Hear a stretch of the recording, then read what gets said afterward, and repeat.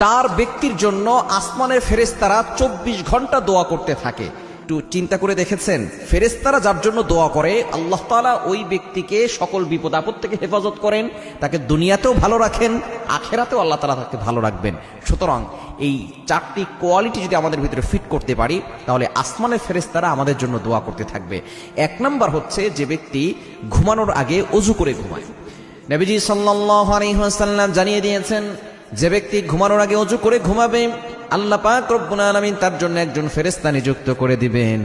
ওই ফেরেশতা সারা রাত ধরে বান্দাকে পাহারা দিবে। শুধু তাই নয়, আল্লাহর কাছে দোয়া করতে থাকবে, রহমতের দোয়া করবে, মাগফিরাতের দোয়া করবে, ক্ষমা প্রার্থনা করবে।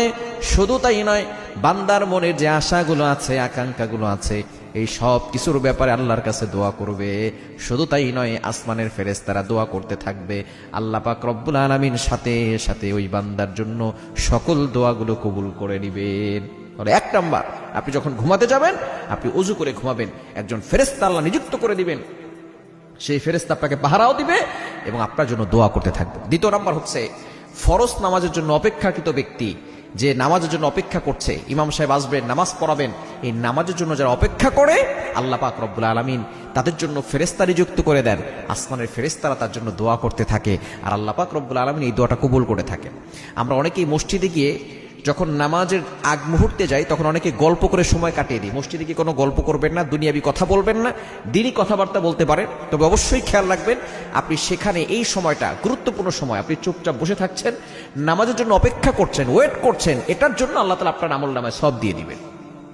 শুধু তাই নয়, ফেরেশতারা আপনার জন্য দোয়া করতে থাকবে। এবং 3 নাম্বার হচ্ছে, যে ব্যক্তি অনুপস্থিত ব্যক্তির জন্য দোয়া করে, আসমানের ফেরেশতারা 24 ঘন্টা তার জন্য দোয়া করতে থাকে।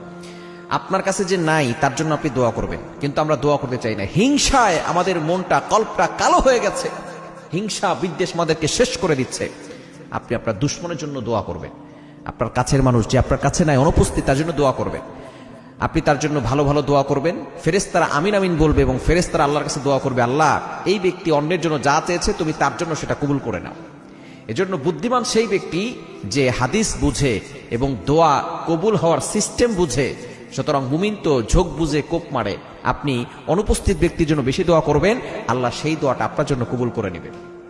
এবং 4 নাম্বার হচ্ছে, যারা নিয়মিত দুরূদ পড়ে, ফেরেশতা